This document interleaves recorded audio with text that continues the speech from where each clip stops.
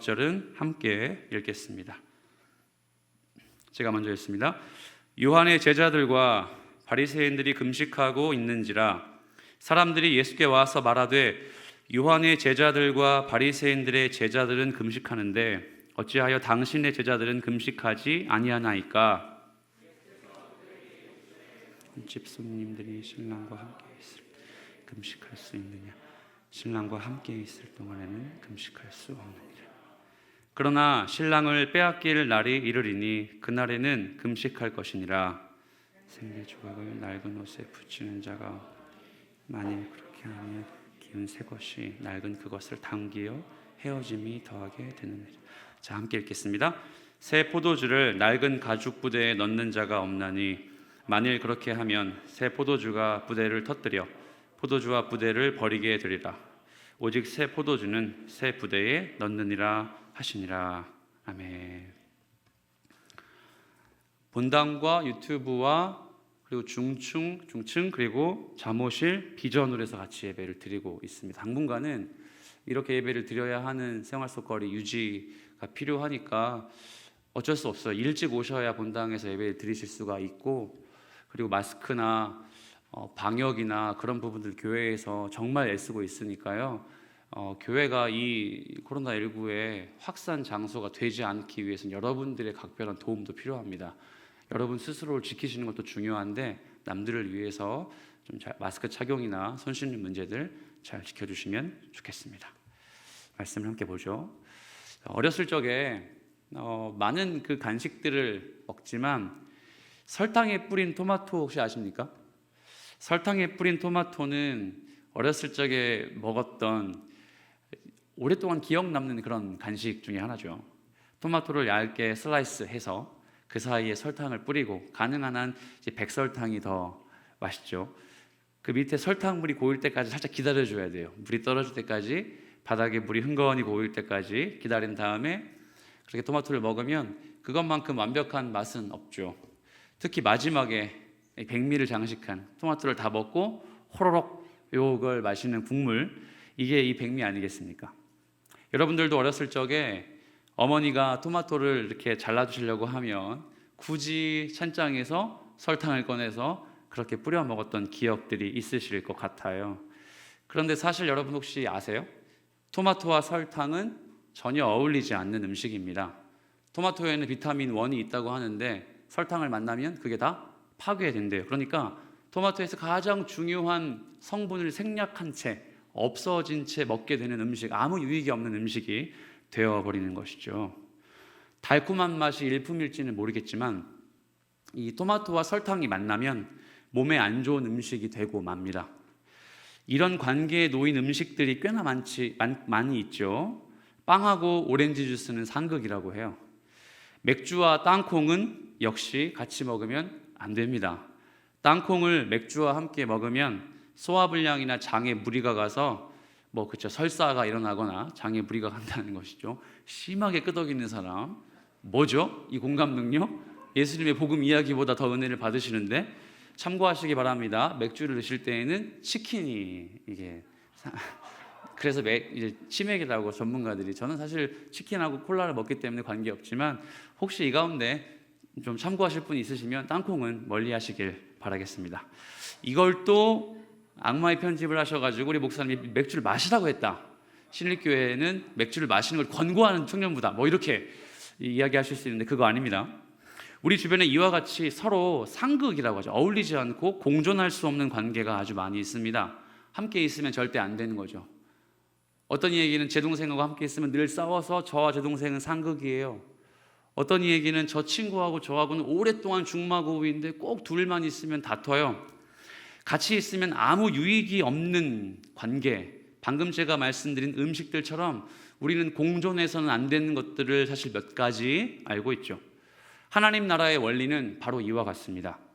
마가복음에서 가르치고 있는 하나님의 나라는 예수님께서 선포하시는 이 복음이라는 것은요, 우리가 지금까지 겪어왔던 것처럼 함께 할 수 없는 것, 우리가 지금까지 주님의 복음을 배워와서 아는 것처럼 이 복음 때문에 도저히 함께 할 수 없고 함께 해서는 안 되는 것들을 알고 있죠.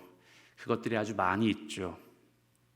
그렇다면 오늘은 이 본문에서 하나님 나라 복음이라고 하는 마가복음의 핵심에서 어떻게 이 함께하지 못하고 함께해서는 안 되는 것들을 풀어내고 있을까, 그걸 주목해서 오늘 본문의 말씀을 묵상해 보겠습니다. 여러분 18절을 보면 이렇게 나와 있죠. 18절 말씀은 우리 여러분이 한번 쭉 읽어주겠습니다. 18절 시작. 요한의 제자들과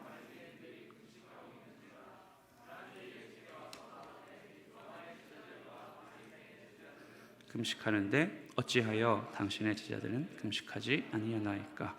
아멘. 18절 말씀을 보면 요한의 제자들과 바리새인들이 금식합니다.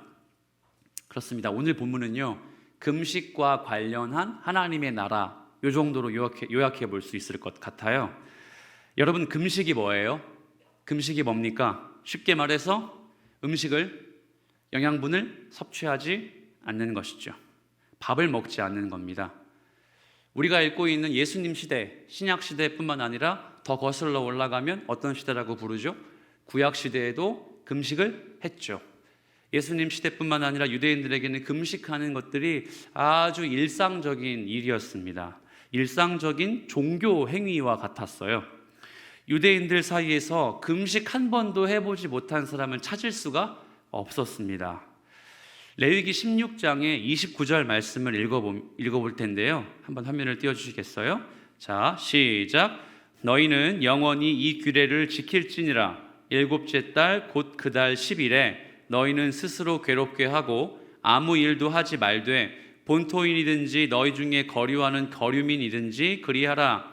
이 말씀의 화면상 보시면 스스로 괴롭게 하다라는 단어가 나오죠. 이게 뭐예요? 금식이에요. 그러니까 유대인들에게는요, 이들의 달력상 7월 10일 대속죄일이 되면 모든 남녀노소, 빈부, 이천, 어린아이, 노인 할 것 없이 다 나와서 뭐 하냐면 금식합니다. 여러분, 대속죄일, 속죄일에 금식하는 이유가 뭘까요? 신학적으로 이들의 역사를 알지 못해도 이 단어만 봐도 속죄가 뭡니까?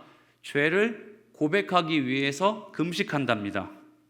1년에 한 번, 딱 한 번 나와서 모든 사람들이 금식을 하는 거예요. 그럼 어떻게 금식할까요? 하나님, 제가 죄인입니다. 제 죄를 용서해 주십시오 라고 금식하겠죠. 하나님, 또 똑같은 죄를 1년 만에 또 지었네요. 저는 어쩔 수 없는 존재인가 봐요 라고 하면서 금식하겠죠. 회개하는 목적으로 금식했어요. 그리고 여러분, 다윗 아시죠? 욥 아시죠? 구약의 이런 백성들을 보면 이런 사람들이 늘 금식하면서 하나님 앞에 회개 혹은 비통한 마음을 가지고, 비탄한 마음을 가지고 그렇게 주님 앞에 나아갔다는 걸 성경을 읽어보면 쉽게 발견할 수 있습니다. 그런데 여러분, 이들 중에 일부 집단이요, 일부 사람들이 자기들만의 기준을 정해서 금식하는 날을 플러스했어요. 더했어요.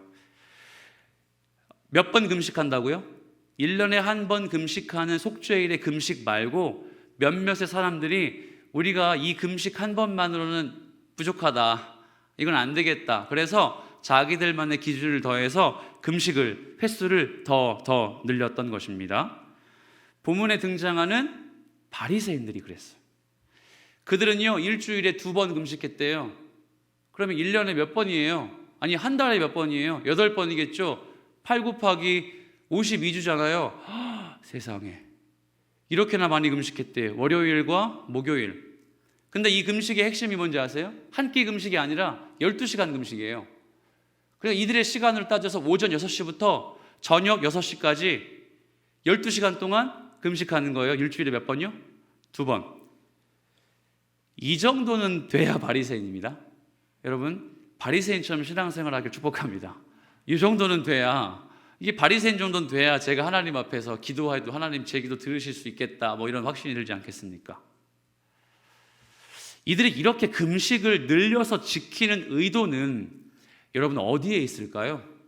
여러분이 만약에 바리새인이라면 금식의 횟수를 늘리는 목적은 어디에 있는 것 같으세요? 가령 이런 이유일까요? 죄가 너무 많아서 한 번 가지고는 안 될 것 같아. 내가 너무 죄인이어서 1년에 한 번 금식하는 거 가지고는 주님 앞에 낯을 배울 자격이 없어. 그래서 더 많이 금식해야지. 이런 걸까요? 아니죠. 성경을 읽어본 여러분들은 다 아실 겁니다. 바리새인들은 더 깊은 회개로, 더 깊은 묵상으로 나아가고 싶어서 금식하지 않았습니다. 처음에 금식의 규례 지킬 때에는 그들도 똑같이 회개와 결단의 마음으로 금식했을 거예요. 그랬을지 모르겠지만 시간이 흐르고 나니까 이들의 신앙이 변질되면서 이들의 금식은 자기의 자랑이 됐어요. 자기의 만족이 됐단 말입니다. 일종의 금식의 규례를 더 많이 지키면, 이것만이 더 많은 선한 행동을 하고 공적으로 아주 좋은 일을 하면 누구 앞에서? 하나님 앞에서 내가 부끄럽지 않을 거야 라고 하는 자기 만족과 자기 체면으로 이 바리새인들이 그렇게 금식의 횟수를 늘려갔습니다. 그래서 이들에게 금식은 신앙의 자랑이에요. 이들에게 금식은 죄를 짓지 않는다는, 그러니까 금욕주의 아시죠? 다 안 해. 무조건 안 해. 아무것도 안 해. 주일에 아무것도 먹으면 안 돼. 주일에 우리나라 가서 짜장면 사 먹으면 지옥 가. 뭐 이런 식으로 그렇게 자기 금욕주의에 표방을 하면서 자기 금식을 정당화했던 겁니다. 그런데 본문을 보십시오. 본문은 한 부류의 사람들을 또 이야기하죠. 18절에 누구를 이야기합니까? 누구의 제자들? 요한의 제자들. 바리새인들과 바리새인의 추종자들 뿐만 아니라 요한의 제자들도 뭐 했대요? 금식했대요. 자, 여러분, 저를 좀 보시겠습니까? 혹시 설교가 어렵나요? 오늘 되게 무겁네요. 왜 그렇죠? 많이 더워서 그런가요?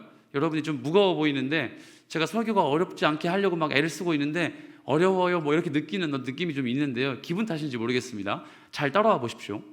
요한의 제자들. 그러면 이 요한은 어떤 요한일까요? 마가복음 1장에 나왔던 세례 요한입니다. 세례 요한의 제자들이 금식했대요.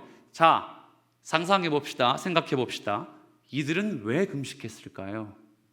우리가 성경을 읽지 않겠지만 마가복음 6장을 보면 세례 요한이 이미 잡혀 있다는 걸 알게 돼요. 세례 요한이 왜 잡혔냐면 분봉왕 헤롯이라고 하는 그 왕에게 정죄했어요. 동생의 아내를 취한 걸 이거는 잘못된 거다. 하나님 앞에 범죄다라고 해서 왕을 지적했어요. 그래서 왕이 뿔이 나서 세례 요한을 옥에 가두었죠.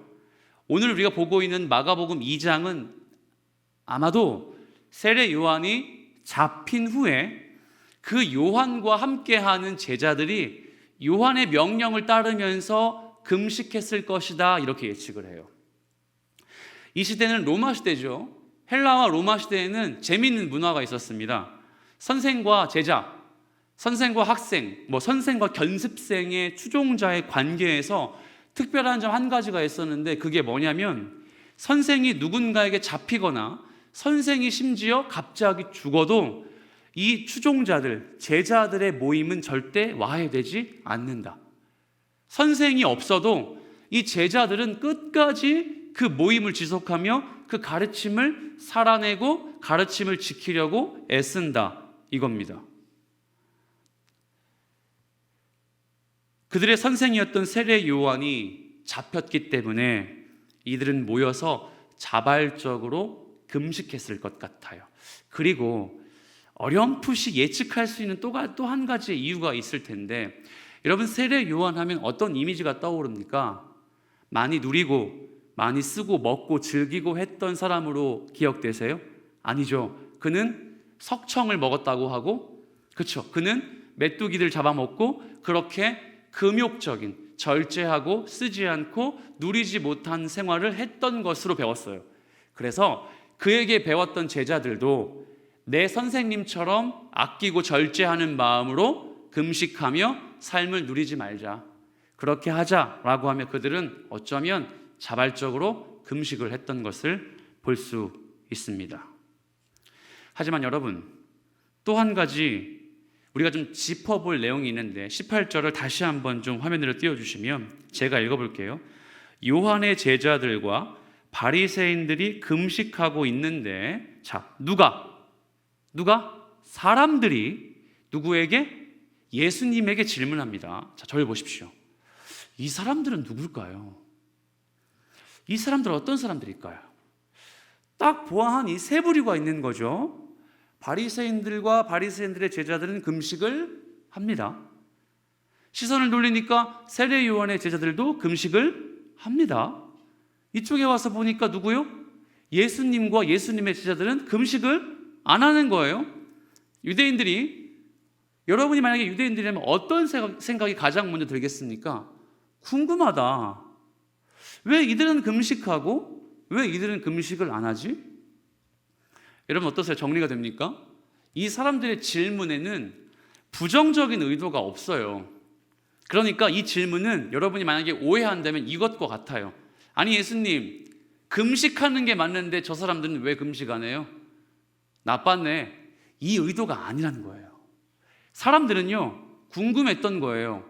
금식을 하는 게 신앙의 표본이 되었던 이 문화인데, 그러면 진짜 예수가 전하고 있는 하나님의 나라, 복음은 지금 저 사람들이 하고 있는 금식과 어떤 연관이 있을까?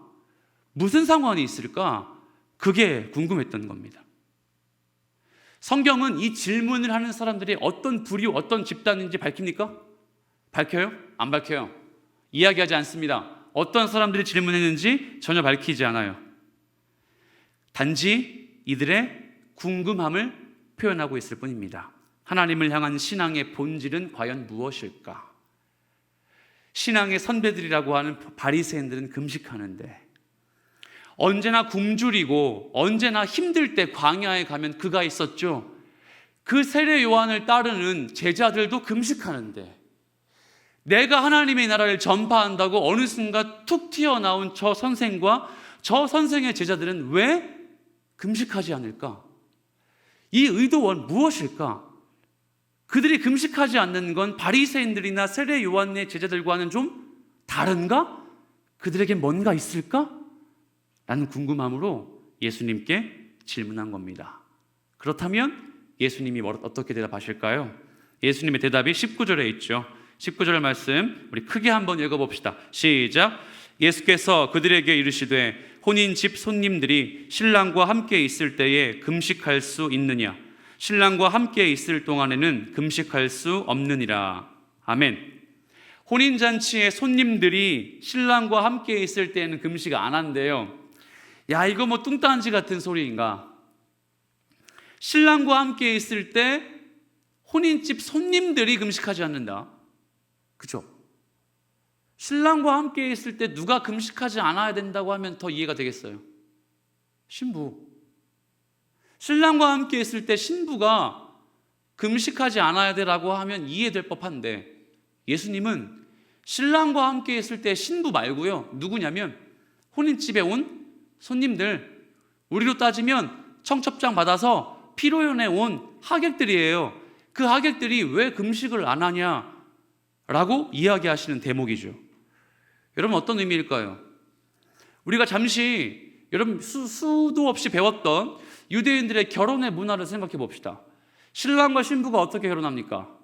신랑은 아무나 결혼할 수 없어요. 제가 여기 있는 모정은하고 이제 사귀게 돼서, 사귀는 것도 아니죠, 결혼을 하게 되면 제가 정은이의 아빠에게 결혼 지참금을 준비해야 됩니다. 그러니까 신부의 몸값이에요. 정은이의 아빠가 내 딸을 가져가려면 1억을 가져와라. 저는 집에 부채가 1,000만 원이 있어요. 그러면 1억 1,000만 원을 벌어와야 돼요. 그게 언제가 걸릴지 알 수 없어요. 그럼 돌아가서는 정은이를 얻기 위해 열심히 일을 하고 돈을 모아서 결혼 지참금을 가지고 다시 훗날에 한 4년 걸렸다고 칩시다. 4년이면 저는 43이고, 자, 43세 노총각의 몸으로 자, 정은이를 가지고 데리러 이제 왔습니다. 와서 혼인잔치를 여는 거예요. 사랑하는 여러분, 여러분이 이 동네 주민이라면 제가 어떻게 결혼을 하기 위해 준비하는지 아실까요? 모르실까요? 아시죠? 그래서 유대인들에게 결혼은요, 일주일 동안 온 동네 사람들을 다 모아 동네 잔치로 여는 거예요. 그리고 신랑이 어떻게 신부를 데리고 오려고 애썼는지를 이 동네 사람들이 내일처럼 기뻐하면서 함께 이 잔치를 즐기는 겁니다. 그렇게 따지고 보면 우리가 겪고 있는 결혼 문화보다는 조금 더 찐득하고 조금 더 정감이 있어 보이지 않습니까? 우리는 못 가면 부주라도 하죠. 혹은 피로연에 가서 저도 그래요. 이게 음식이 맛있네 맛없네를 평가하고, 이 결혼식의 주례 선생님의 이 말씀이 긴지 짧은지, 축가하는 사람이 이 노래 피치가 떨어졌는지 MR로 하는지 뭐 이런 걸 따지면서 결혼을 막 잣대를 평가하는 우리의 문화가 사실 있는데, 저는 그랬는데 유대인들에게 결혼은 내일과 같은 거예요. 내 잔치였고 온 동네가 하루가 아니라 며칠이요? 일주일 동안 먹고 마시며 이 신랑과 신부의 만남을 축하해 주는 자리였던 것이죠. 이런 기쁘고 행복한 자리에 어떻게 금식을 할 수 있겠습니까? 분명히 한 주 동안 이거예요. 신랑의 기쁨을 누가, 하객들이, 그러니까 잔치에 참여한 사람들이 똑같이 공감하는 거예요. 그럼 신랑은 요청하겠죠. 나 너무 기쁜데, 나 너무 지금 행복해서 내 안에 드디어 맞게 되었는데, 사랑하는 우리 잔치에 참여한 동네 사람 여러분, 저처럼 똑같이 뭐 해주십시오? 기뻐해 주십시오. 그래서 그 기쁨이 동일해지는 거예요. 신랑의 기쁨과 잔치에 참여한 사람들의 기쁨이 똑같아지는 거예요. 예수님이 그걸 비유로 말씀하시면서 금식하지 않는다 이렇게 이야기하시죠. 어떻습니까? 신앙적인 약속, 예수 믿어서 말씀 몇 장 읽어야 하고 큐티 몇 번 해야 하며 예배 어떤 자리에 앉아야 하는 것, 의무적인 조건을 지키는 것 이전에 신랑이 누리는 기쁨을 나도 느껴보는 것, 신랑이 느끼는 그 기쁨에 내가 참여해 보는 것이 여러분 신앙생활의 핵심이에요. 가장 먼저 해야 될 일입니다. 우리는 예수 믿으면서 그걸 바꿔버리죠. 나의 기쁨을 내가 믿는 신께서도 기뻐해 주시길 원하고, 내가 아프니까 내가 믿는 신이 내 아픔을 만져주시길 원해요. 내가 어려우니까 내가 믿는 예수님이 내 어려움에 공감해 주시길 원해요. 그런데 사랑하는 여러분, 예수 믿는 건요, 오늘 마가복음에서 이야기하는 하나님 나라의 복음의 원리는요, 신랑이 우리와 함께하는 걸 너무 기뻐한다는 거예요. 신랑이 이 자리에 예배를 하러 나온 여러분과 동행하는 걸 너무 기뻐하고, 우리는 뭐냐면요, 우리가 기쁜 게 아니고요, 그의 기쁨을 우리도 공감하는 거예요. 이해되세요? 그게 예배입니다. 그게 신앙생활이에요. 내가 주님 앞에 나와 기쁜 거 안 중요해요. 제일 중요한 게 뭐냐고요? 예수님이 내가 나와서 기뻐하시는 거예요. 그리고 그 기뻐하시는 예수님을 보고 누구도 기쁜 거예요? 우리가 기쁜 거예요. 근데 그렇게 기쁨으로 예수님과 동행하는 자리에 왜 금식하냐? 그건 예수님이 진짜 원하시는 신앙의 태도가 아니라라는 것을 우리에게 가르쳐 줍니다. 유대인들은 속죄일에 나와 하나님 앞에 금식했습니다. 그들의 죄 고백하고 저는 또 죄를 지었습니다, 이렇게 죄 사함을 구하는 게 금식이었습니다. 그런데 예수님은 바로 다음 절에서 그런데 그 신랑을 어떻게 될 때에 금식한다고 나오죠? 자, 보십시다. 우리 20절 말씀은 우리 자매들이 크게 한번 읽어주시겠어요? 20절 시작.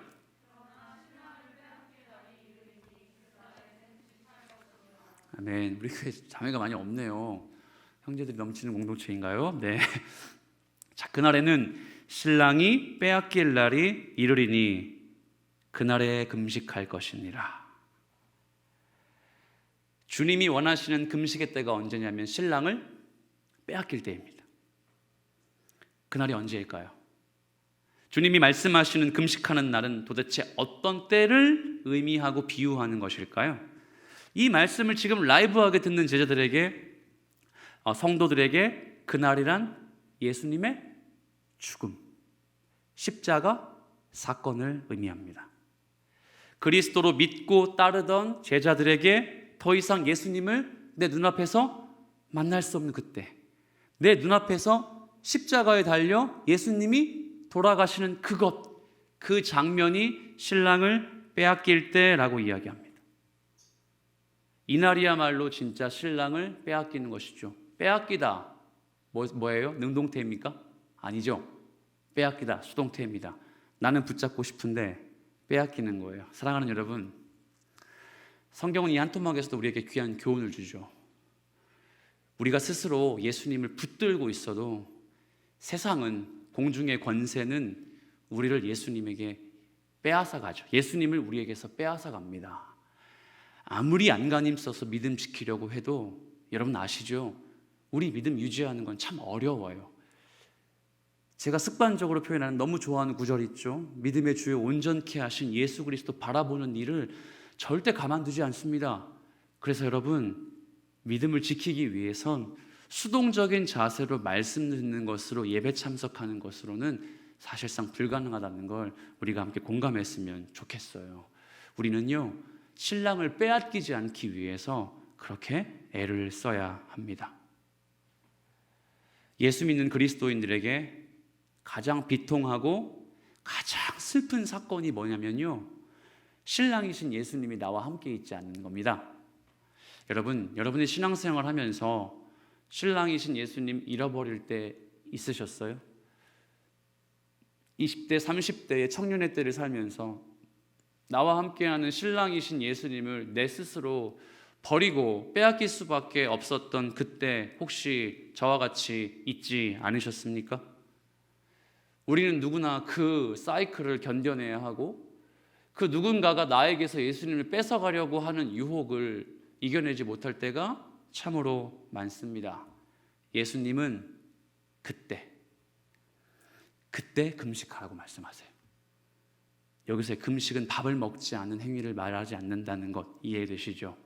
내 스스로 내 몸은 예배하고 있고 내 정신은 예수님을 믿는 것 같지만 내가 스스로 예수님과 함께하지 않음을 알면서도, 예수님이 나의 신랑이라는 것을 알면서도 그렇게 주님을 거부하고 복음대로 살지 않는 내 모습을 직시할 때, 그때 뭐 하라고요? 금식이에요. 사랑하는 우리 신앙의 후배 여러분, 동역자 여러분, 우리 안에 있는 그리스도, 여러분과 동행하시는 예수 그리스도 빼앗기지 마세요. 여러분의 욕심과 쾌락을 쫓다 보면 신랑 저기 가버려요. 신랑이 나한테 바람피러 가버립니다. 내가 사랑하는 내 신랑이 없어진다는 거죠. 그래서 20절의 신랑의 반대편에 있는 사람이 바로 이제 혼인잔치에 참여하는 사람들이 아닌 신부였던 거예요. 혼인잔치에 참여하는 사람들은 신랑과 함께 있을 때 기뻤지만 만약에 그 신랑을 잃어버리면 혼인에 참여하는 사람들이 슬퍼하는 것이 아니라 누가 슬퍼한다고요? 신부가 슬퍼합니다. 예수를 신랑으로 모신 여러분이 그 신랑을 잃어버렸을 때 느끼는 절망감과 좌절감, 슬픔, 적막감, 여러분 예수 믿으면 추천합니다. 이 경험 꼭 필요해요. 내 곁에 예수가 없어서 적막하고 내 곁에 주님이 동행하지 않으셔서 외롭고 나 혼자 내 인생을 겪어가는 것처럼 보이는 곤고함 속에서도 사랑하는 아무개야, 내가 너 옆에 있는 거 안 느껴졌지? 근데 난 여전히 네 옆에 있어. 너의 인생에 동고동락하고 너의 삶의 결정권이 나에게 있어서 네가 결정하는 것 같지만 그거 다 내가 네 마음을 주장하는 거야. 나는 네 곁을 떠나지 않는 신랑이고 싶어. 이렇게 말씀하시는 주님을 만약 청년의 때에 빼앗겨 버리게 된다면 사랑하는 여러분, 금식하십시오. 뭐라고요? 밥을 먹지 않는 게 아니라 지금 내가 주님 앞에 엎드려 경배해야 되는구나. 내가 지금 예배를 회복해야 될 때구나. 내 속에 욕심과 쾌락과 내가 하고 싶은 것들이 너무 가득 차서 내 주 하나님이 계실 곳이 이제 없구나. 다시 그 주님을 모시도록 영적인 금식의 자리에 여러분이 있어야 할 것입니다. 참 아리송하게도 예수님은 신랑을 빼앗긴 다음에 금식하라고 해 놓으시고 여러분이 잘 아는 두 가지의 비유를 남기십니다. 첫 번째 21절 말씀이죠. 제가 읽어볼게요. 생배 조각을 낡은 옷에 붙이는 자가 없나니 만일 그렇게 하면 기운 새 것이 낡은 그것을 당겨서 헤어짐이 더하게 되느니라. 아멘. 생배 조각은 한 번도 사용하지 않은 옷감입니다. 당시에는 기성복이 일반적이지 않았기 때문에 항상 옷을 만들었습니다. 옷감을 가지고 의복을 손수 만들어야 했던 시대였습니다. 당시에는 근데 옷감으로 의복을 짓기 위해서는 반드시 해야 하는 작업이 있었다고 해요. 세정 작업이라고 표현하는 과정인데 표백을 하는 거죠. 그러니까 옷이 이 세정 작업을 거치지 않으면 첫 번째 빨대나 물에 닿으면 옷이 줄어들게 되어 있는 거죠.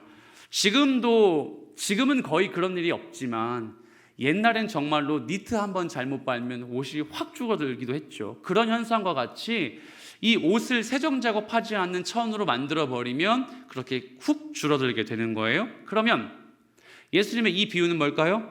생배 조각, 세정 작업하지 않는 옷감을 입다 보니까 상처가 생긴 옷의 기존 옷 부위에 붙이면, 거기에 덧대면 좋을지 모르나 만약에 그 옷이 물에 닿으면 어떻게 됩니까?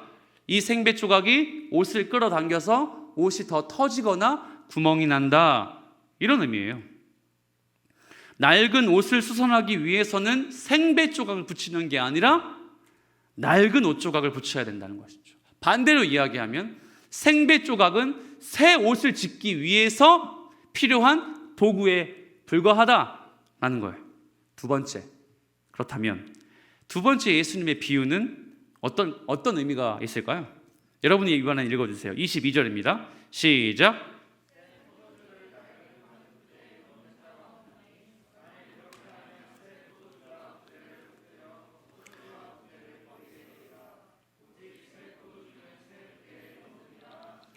아멘.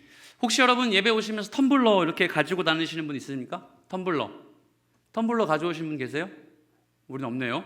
여러분, 이게 바로 텀블러를 의미하는 거예요.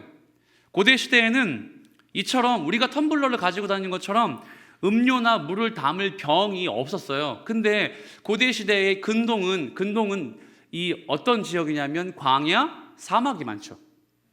이동을 하려면 물과 음료, 우유, 포도주 같은 것들이 필요하기 때문에 이걸 이동할 때 꼭 마시고 싶었던 거예요. 그래서 이 사람들은 어떻게 했냐면 염소와 같은 동물의 가죽으로 물, 우유, 우리가 잘 아는 성경의 가장 대표적인 음료 뭡니까? 포도주를 담을 만한 휴대용 텀블러를 만들고 싶었던 겁니다. 그게 그들의 보편적인 문화였고 그걸 이름하여 부대라고 하는 거예요. 사실 여러분 이 부대에 대해서 많이 들어보셨죠? 새 포도주는 어디에? 새 부대에. 이거 많이는 들어봤는데 어떤 의미일까? 사실 많이 궁금했던 부분이기도 하죠. 사진을 좀 볼게요. 그렇다면 어떻게 이들이 가죽 부대를 만들었을까? 지금 이게 부대입니다. 대충 어떤 자세인지 아시겠죠? 우선 제가 얘기할 때까지 화면 띄워주세요. 우선 짐승을 죽입니다. 염소라고 이야기해 볼게요. 염소를 죽입니다. 그런 다음에 머리를 자르고 꼬리를 자르고 네 다리를 각각 잘라요. 껍질을 벗깁니다. 그리고 목을 자른 부위에서 넣어서 다 긁어냅니다. 뼈나 모든 것들을 다 긁어내고 모든 기관들을 다 발라내죠. 그야말로 동물의 몸뚱아리만 남게 되는 거예요. 이 몸뚱아리만 남겨놓은 상태에서 머리를 자르고 남은 목 부위가 음료수의 주둥이 역할을 하는 주둥이가 되는 것이고요. 앞발은 음료를 쏟아내는 또 다른 도구가 되는 거예요. 그러니까 바로 빼지 않고 각져 있는 앞발을 통해서 음료를 기울이기만 하면 나올 수 있게 만들었던 것이죠. 넓적다리 부분에 가죽끈을 연결해서 어깨에 메고 다닐 만한 그런 휴대용 음료수병 부대를 만들었습니다. 됐습니다. 이렇게 새지 못하도록 단단하게 묶고, 사진 내려주세요. 고정하게 되면 주둥이에 음료를 부어서 보관을 하고 이제 가지고 다니는 거예요. 자, 이때 가죽이 처음 부대로 만들어질 때에는 약간 녹색빛을 띈다고 해요. 신기해요. 녹색빛이 어떻게 나올 수 있을까? 물론 안쪽은 피가 많았기 때문에 불그스름하겠죠. 밖에서 보면 녹색빛을 띠게 되는데 시간이 가면서 이 가죽이 포도주나 음료에 의해서 발효가 돼요. 발효가 되면서 어떻게 됩니까? 빵빵하게 부풀어지게 됩니다. 그렇게 음료를 보관했다가 마셨다가 빵빵해진 부대 안에 음료수를 다 소진시키고 나면 다시 리필을 하면서 반복하게 되면 가죽의 유격이 어떻게 될까요? 건조해져서 빡빡하게 되는 거예요. 더 이상 부풀 여력이 없는 거죠. 그런데 이 부풀 여력이 없는 가죽 부대에다가 갓 만든 포도주를 넣으면 어떤 일이 벌어지느냐? 포도주가 발효가 되겠죠. 여러분 성찬식에 포도주 먹어보셨죠? 진짜 포도주는 어떻습니까? 시큼하기도 하지만 떨기도 하고 알코올기가 확 올라오지 않습니까? 그래서 술 얘기해서 여러분 공감을 많이 하시는 것 같은데요. 자, 그러면 이 포도주를 넣으면 가죽 부대가 건조해진 헌 가죽 부대가 어떻게 될까요? 어떻게 될까요? 어떻게 될까요? 이 마스크가 아주 사람을 시험에 들게 만드네요. 알면서도 뭐 이렇게 얘기하고 있어요. 맞습니다. 터지죠. 빵 터져버려요. 압력을 이기지 못하고. 자, 두 가지의 비유를 제가 이야기했습니다. 두 번째 비유에 정리를 하자면 새 포도주는 그래서 새 갓 만든 부대에 넣어야 합니다. 자, 저를 보십시오. 그렇다면 본문의 두 가지의 비유는 무엇을 의미할까요? 앞에 이야기한 것처럼 하나님 나라의 복음을 지키는 것, 그러니까 신랑 빼앗기지 않으려면 이 신부가 신랑 빼앗기지 않는 이 심정을 가지는 것과 방금 이야기한 생배 조각, 포도주의 비유는 무엇을 의미하고 연관 지을 수 있는 걸까요?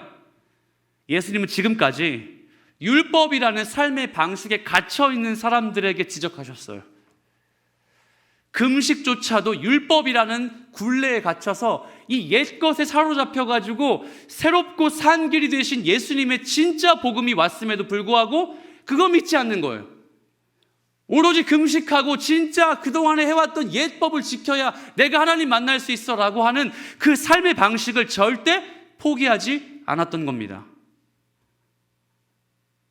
이전에 구원을 향한 오해, 그게 구약 백성들의 사고방식이었고, 선한 행실 11조 금식해야 천국 갈 수 있는 게 그들이 살아왔던 옛것의 습관이었고 그들의 가치관이었습니다.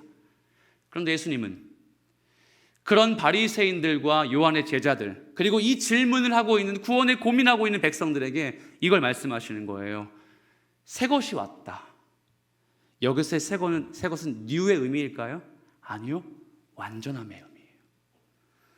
그동안 율법은 새 것이 오는 것을 예표해 주었고, 그동안의 율법과 같은 금식의 현상들은 이제 진짜가, 여러분 표현처럼 찐이 나타날 때까지 그걸 설명해 주는 역할에 불과했다. 그런데 지금 생배 조각과 새 포도주의 새 부대 비유를 이야기하시면서, 여러분 성경 보겠습니다. 21절에 새것 보이세요? 22절에 새것 이란 단어를 두 번 연속 쓰면서 예수님의 의도를 그 단어 속에 완벽히 포함시키셨습니다. 성경에서 새 것은 헬라어 본문을 보면, 헬라어 원문을 보면 늘 두 가지의 단어가 혼용되었습니다. 자, 새 것이란 단어가 어떻게 됐다고요? 두 가지의 의미가 있다고 했습니다. 첫 번째 헬라어 단어를 보면 네오스입니다. 네오스. 자, 네오스가 뭐냐? 네오스는 전에 있던 걸 대신해서 가져온 거예요. 전에 있던 걸 대신해서 바꾼 겁니다. 이게 네오스예요. 그리고 또 하나, 새 것의 의미는 카이노스입니다. 카이노스는 어떤 걸 의미할까요? 형질과 형체가 완전히 다른 새 것, 완벽히 다른 것. 자, 그렇다면 이전 것과 비교할 수 없을 만큼 형질이 다른 새 것, 이 두 가지 중에 오늘 본문의 새 것은 첫 번째일까요? 두 번째일까요? 두 번째죠. 예수님은 우리에게 지금 카이노스를 이야기하는 거예요. 이전의 모든 삶의 방식과 율법의 한계를 버리고 새롭고 완벽한 복음의 길을 믿어라. 하나님 나라의 원리가 거기에 있다. 그거 좀 이제 믿어라 라고 말씀하시는 겁니다. 그리고 그거 포기하지 않는 이상, 그 옛것을 버리지 않는 이상, 카이노스, 완벽하게 주어지는 그리스도의 복음은 어떻게 될 수 없다? 나에게 믿어질 수 없다. 우리에게 그게 가치관이 될 수 없다. 여러분, 이걸 이야기하는 겁니다. 이제 말씀을 정리해 보죠. 사랑하는 여러분, 이전에 율법의 요구를 청산해야 된다는 바리새인들과 요한의 제자들, 유대인들, 그래서 그걸 청산해야만 그리스도의 복음을 믿고 따를 수 있다고 말씀하시는 예수님, 이 이야기를 들으시면서 이 사건과 이 장면을 묵상하시면서 여러분 동일한 결단 필요하지 않을까요? 유대인들에게 이전의 것은 율법의 요구였습니다. 유대인들에게 이전의 것은 율법을 강압적으로 지켜야 하고 규례 속에 사로잡혀야 하고 뭐 지켜서 사는 게 인생의 본질이었습니다. 여러분에게는요? 저와 여러분에게 이전의 것은 뭡니까? 예수 믿었지만 예수 믿기 전에 이전의 것을 여전히 버리지 못하고 공존시키고 있는 우리의 실존, 우리의 내면, 여러분 깨닫지 않습니까? 예수 믿었지만 복음 앞에 결단한다고 제자가 되겠다고 예배 참석했지만 이전의 것은 청산하지 않고 이전에 내가 추구하고 내가 바라고 내가 얻고 싶고 내가 재미있게 느꼈던 것까지도 절대 놓고 싶지 않고 그 자리에 예수만 복음만 공존하면 좋을 것 같다 생각하는 우리 욕심, 여러분 없으세요? 하나님 나라의 복음은 이전에 우리의 삶과 절대 공존할 수 없습니다. 하나님 나라의 복음은 여러분이 예수 믿기 전까지 추구해야 했던 삶의 방향하고는 절대 함께할 수가 없대요. 그게 공존 불가의 법칙입니다. 복음은 우리에게 이걸 요구하세요. 사랑하는 형제와 자매 여러분, 지금 여전히 예수를 믿고 있지만 아직도 비포 애프터가 구별되지 않고 여전히 예수 믿고 성령이 우리에게 내주한다고 하지만 나 이거 절대 포기하지 않아서 이것 안고 내가 예수 믿고 천국 갈 거야 라고 했던 그 사로잡고 싶은 그 무엇들, 이제는 내려놓아야 될 때입니다. 저를 포함해 우리가 이 젊은이의 인생에서 있지 않습니까? 나 이거 놓고 싶지 않아. 오히려 예수를 믿고 이거 더 강력히 원하는 것, 여러분 있지 않으세요? 복음의 공존 불가의 법칙을 우리 함께 기억합시다. 유대인들에게 구원을 향한 시선은 율법의 강압적인 요구, 율법의 규제, 이거 해! 하지 마!